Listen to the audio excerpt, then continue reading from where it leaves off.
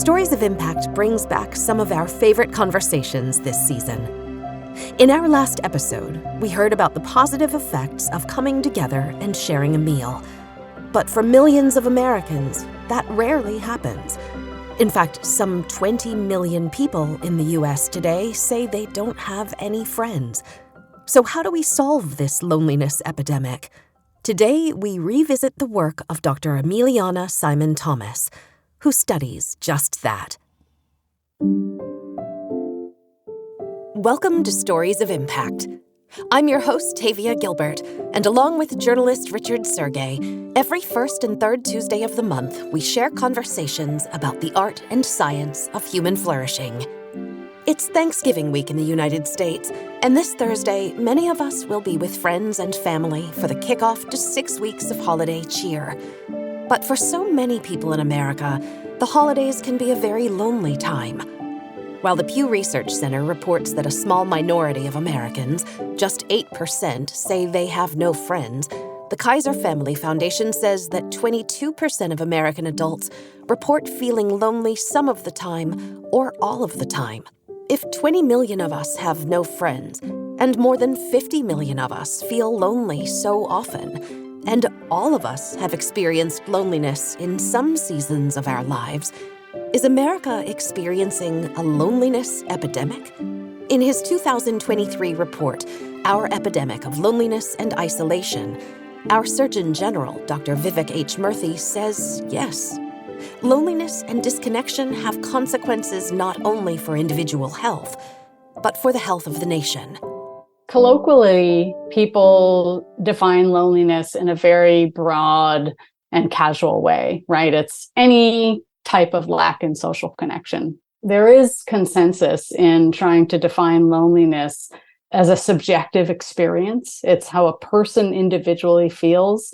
And it's largely a dissatisfaction or an upset or a feeling of lack that comes from a discrepancy between how much social connection a person wants and how much social connection a person has. So when that discrepancy is wide, a person will report that they feel lonely.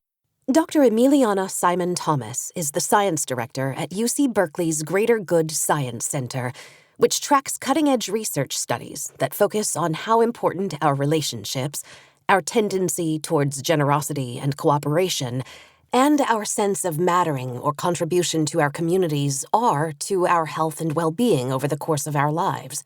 She wants to understand the science of loneliness. In the US, loneliness or social disconnection has been increasing for the last 15, 20 years in kind of dramatic and noticeable ways. And the finding about the equivalency between loneliness, the health implications of loneliness, and behavioral decisions like being a chronic smoker or perhaps physical conditions like being morbidly obese are from studies that look at longevity, that look at mortality, and show that, in fact, people who self-report feeling lonely for years and years end up having the same expectations and disease risk as people who have these behavioral health issues that put their health and longevity at risk. Why is it a problem? Because the disease states that are related to loneliness, which in many respects functions in a very similar way to a chronic stress, right? Loneliness is physiologically pretty similar to the experience of persistent and chronic stress in life, are costly. We as a society end up having to manage and support people who are experiencing these health difficulties and dying younger as a result of their loneliness. I think what makes loneliness unique is that it feels somehow more palpable than some of the other kinds of disease states or health risks that we might think of. People don't necessarily recognize themselves as being lonely or recognize loneliness in each other as readily. And we certainly know as less than we might like to about why. Like, why has loneliness become a public health emergency in the past decade and a half? What is it about our culture? What is it about our daily behaviors? What is it about our communities and our social infrastructure that has really increased the incidence of loneliness in the recent past? How does Dr. Simon-Thomas answer those questions? We have entered a period in civilization where we choose and or expect a very, very tightly packed, highly active schedule where most moments are dedicated to some kind of particular activity that's focused on our success as a human. There's less of that undirected or leisurely or just incidental time to connect with each other in casual ways. One of the classic studies about people's willingness to help each other showed that and these were seminary students, even people who were training to be nurturing humans for their communities, if they were in a rush and they passed by somebody who was communicating need and discomfort, they were less likely to help. So that's like even a harder thing, to find yourself inclined to help someone, but just to have a casual, meaningful conversation or find points of connection is increasingly difficult with this kind of hustle, time, poverty type of lifestyle that we are finding ourselves in. And needing help and having that need ignored? That's one of the loneliest feelings in the world. Human beings are an ultra-social species. We have evolved with the expectation of being together, being isolated, being ostracized, being involuntarily forced into solitude has always been a form of punishment. And so when it occurs spontaneously in day-to-day life, it retains that quality. It's still a form of punishment in our lives, and that's unpleasant. That's stressful. When we are deprived of social support, that registers in our body as a chronic stress. Our blood pressure is higher. Our cardiovascular system is working harder.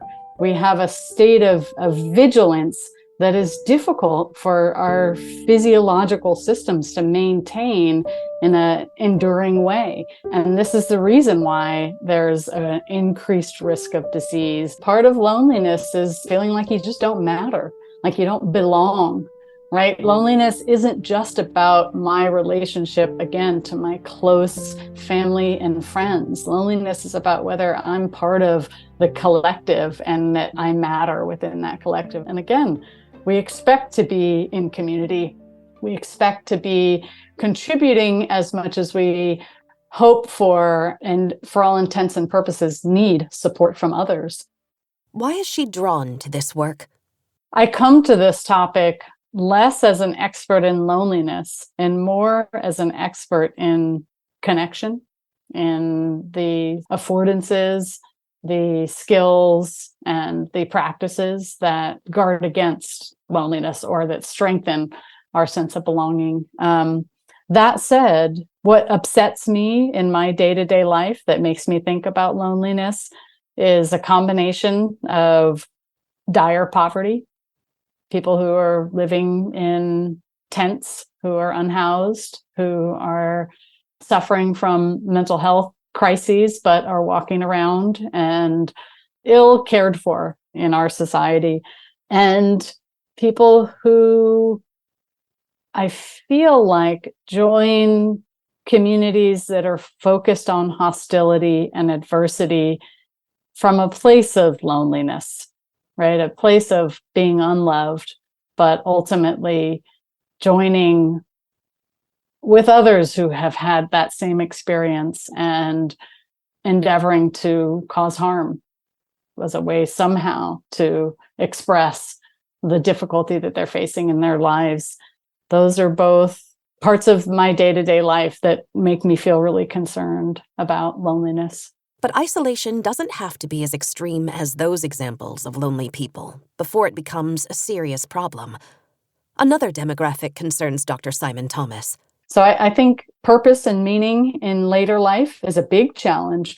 And there are lots of ideas about how communities and societies might do a better job at including and involving and inviting older adults to be part of community experiences, rather than, I think, what was kind of an emerging trend over the past several decades, which is to kind of send them into their own separate places where maybe they feel forgotten and left aside. And I think for older adults, once they've retired, once they're out of the workforce, there's something of a vacuum. Like, what can I do? How can I be helpful? How can I still contribute to my community in a way that is acknowledged, right? And it's not because I need to be validated, it's because I'm part of humanity.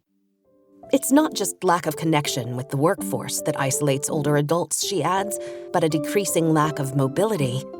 Aside from the possibility that elder adults who are lonely are perhaps not receiving the kind of instrumental support that they might require given their limited mobility or greater risk of injury on a day-to-day basis, or just more difficulty navigating through the world and handling day-to-day errands and things like that.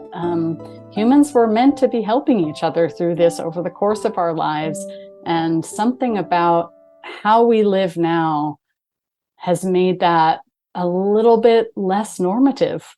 And I think this loneliness phenomenon is the result of that. So what might help elderly people experience less loneliness? I think that older adults, rather than choosing to remain in a kind of independent, isolated living situation, might consider the possibility of staying close to their community, whether that's family or not. I think the idea of living alone, being kind of independent, is oversold in many regards, and having housemates, sharing space, being in a collective can be a really powerful way to avoid landing in a more lonely place in life. I think for older adults, there are probably many opportunities for volunteering, for getting involved in ways that societies could really benefit from. It's funny, as a parent of teenagers, the number of requests that I get for volunteering, for donating time in one way, shape, or form to support a variety of activities. And it's very difficult for me to make time for that. But I think of my mother-in-law and I think, gosh, this would be something she would love to do, right? She would love to accompany the school field trip to the art museum next Thursday.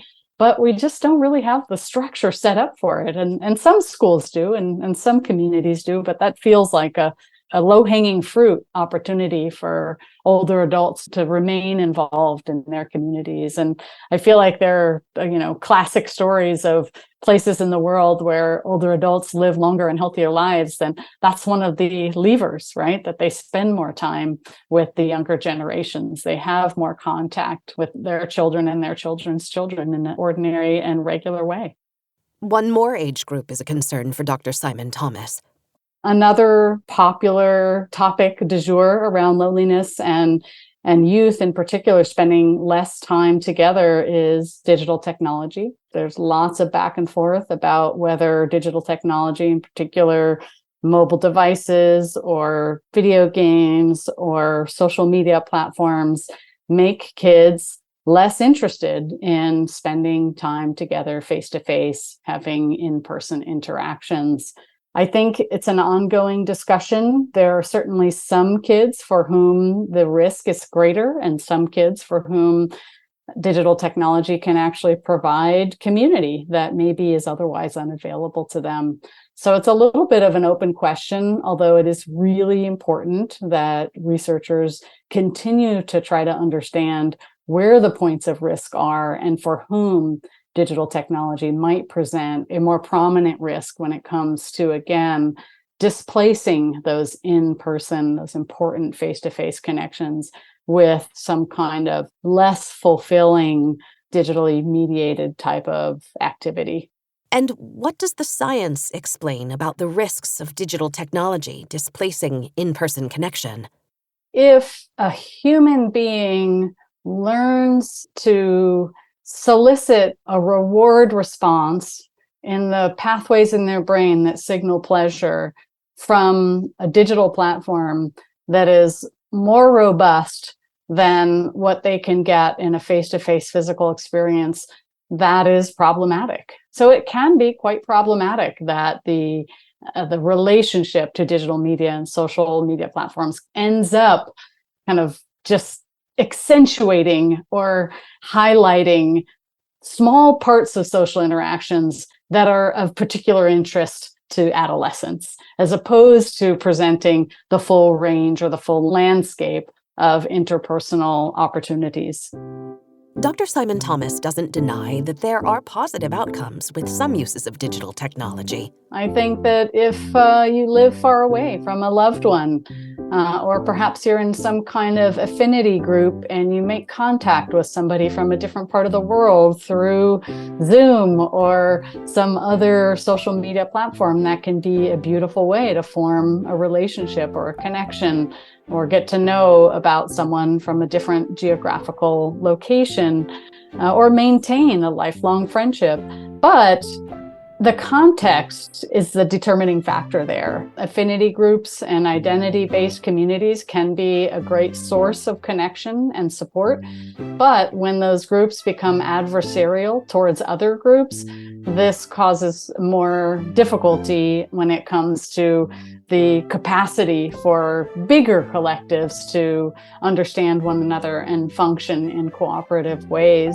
It becomes problematic when social media platforms or communication platforms or digital technology gets used in ways that are not necessary for the kind of relationship that we're able to subsist or to maintain in our lives. So if I can talk to my friends at school during the lunch period, I absolutely should. I think it's a mistake to spend that lunch period where I have the opportunity to interact with my peers and to form those social bonds and to navigate the social environment glued to a screen and interacting with people through a text messaging or social media platform. In that case, I'm displacing this other experience that is available to me in the here and now. And so I think we're beginning to understand that there's a context, there's a particular avenue for which digital technology can be of service and can connect us. Dr. Simon-Thomas identifies other interconnected social conditions that exacerbate loneliness. I think one of the bigger issues that underlies polarization and conflict is inequality. As we live in a society with increasing socioeconomic and power and privilege inequality, this is a major contribution to polarization, and in many regards, as it trickles down, loneliness. Humans, we track inequality in a way that encourages apathy. We tend to diminish or suppress that feeling of compassion. We feel less compassion. And feeling less compassion kind of allows us to be just less concerned about the people around us. Can we remedy the loneliness that stems from inequality? One of the ways that we avoid loneliness is through simple day-to-day interactions with people who we encounter in our ordinary lives. It's not this big, heavy-handed, you have to have a deep and profound existential discussion with the people who you live with in your house every day or your colleagues at work. Sure, those things can be really meaningful, but those little interactions that we have with the person who we order coffee from, or the person who we cross as we're walking, from our home to our vehicle or to our place of worship, when we just talk to each other in these friendly and benevolent and trusting ways, we're building social capital that is the antithesis of loneliness. But inequality kind of makes us just less likely to do that. There's this immediate urge to kind of judge whether that person is kind of in my level of hierarchy? Can I interact with them, or are they too fancy for me? Or are they kind of, I'm afraid to talk to them because I can't really relate to the difficulty that they're going through. I feel like it's a significant barrier that contributes to the polarization that we're experiencing, and then also to the loneliness epidemic that we're facing.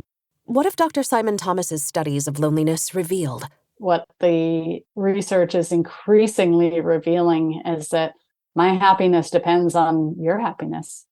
My happiness depends on the happiness of everybody who is living close and, fairly far from me.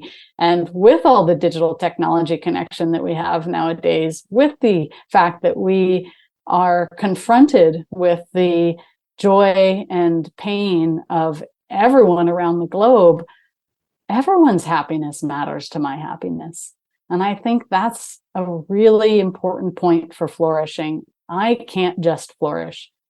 Even if I work my whole life as hard as anybody could ever imagine, even if I reach the highest status that I ever imagined, I won't be flourishing unless everyone's flourishing. And that, I feel like, really matters. Dr. Simon-Thomas says we can each do our part to be an antidote to loneliness. As an individual, there are ways that you can deepen and embolden your sense of trust and supportiveness with one another. You can get better at reconciling in the wake of conflict. And then at the collective level, we as societies and communities, there are ways that we can rethink our culture, our policies, our infrastructure that actually will draw upon the inherent benefits of cooperative and supportive community, rather than put ourselves at risk of enduring strife associated with loneliness and conflict and inequality. Affiliation with religious and spiritual groups in the US in particular, there's been a significant decline, right? People just aren't as committed or interested or involved. And it feels like there aren't a lot of things that have presented themselves as opportunities to fill that need for gathering together, reflecting on our moral values, engaging in shared rituals with one another. And I don't think they have to be about religion. They don't have to be about spirituality.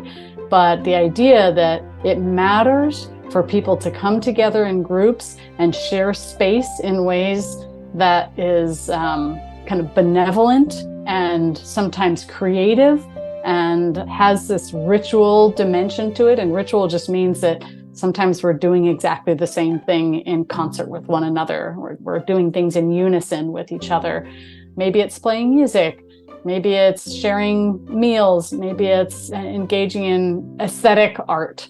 I do think that communities can do a better job of making space and creating opportunities for people to come together in informal ways that enable this shared experience and perhaps prompt conversations about morality and meaning in life. Can a remedy to loneliness be found in solitude? There's great evidence that nature bathing, right, spending time in nature is a very powerful benefit to kind of restorative physiological processes. You feel less stress. So I suppose if you are experiencing loneliness and in the throes of despair around your subjective experience of loneliness, going out into nature might begin to resolve that. But I do think that the actual human relationship is essential, that people need to figure out how to connect with one another, how to strike up friendly banter in, again, very informal and incidental moments that you're out in the world. There's interesting research showing that we often assume that just chatting with other people is not going to be that fulfilling. We think that we would be more satisfied if we just kind of took this time to ourselves. That's what I think the evidence suggests, right? Being together, sharing interests, helping one another. It turns out that people do like being talked to.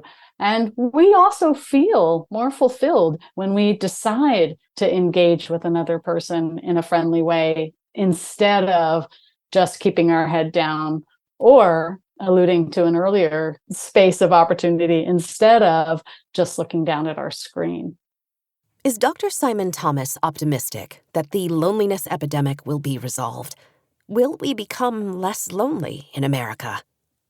I'm an optimist, and I think it's because I feel like we're evolved for social connection. I think of work that looks at how cooperative and interdependent and helpful communities ultimately outperform more competitive and hostile and adversarial communities. I just feel like it's not going to come without difficulty. I honor the moment that we're in today, where there is a disheartening level of conflict going on in the world that is really difficult and painful to consider, and just hope that the long-term trajectory is one that will draw upon our innate kind of evolved predilection towards collective gain and benefit from being in community, as opposed to loss from being separated from one another. So yeah, I think I'm an optimist. I'm happy to end on that optimistic note. And I'm grateful for each of you and appreciate that you take the time to listen to the Stories of Impact podcast. All of us at TalkBox wish each of you a happy, abundant, loving Thanksgiving. Join Templeton World Charity Foundation this November 29th and 30th for the second annual Global Flourishing Conference, for dynamic dialogues with leading scientists, policymakers, practitioners, influencers, and advocates working on the scientific frontiers of flourishing. The Global Flourishing Conference is virtual and free for all. Visit humanflourishing.org to learn more. We'll be back in 2 weeks with another episode. In the meantime, if you enjoy the stories we share with you on the podcast, please follow us and rate and review us. You can find us on Twitter, Instagram, and Facebook, and at storiesofimpact.org. And be sure to sign up for the TWCF newsletter at templetonworldcharity.org. This has been the Stories of Impact podcast with Richard Sergey and Tavia Gilbert. Written and produced by TalkBox Productions and Tavia Gilbert. Senior producer, Katie Flood. Assistant producer, Oscar Falk. Music by Alexander Felipiak. Mix and master by Kayla Elrod. Executive producer, Michelle Cobb. The Stories of Impact podcast is generously supported by Templeton World Charity Foundation.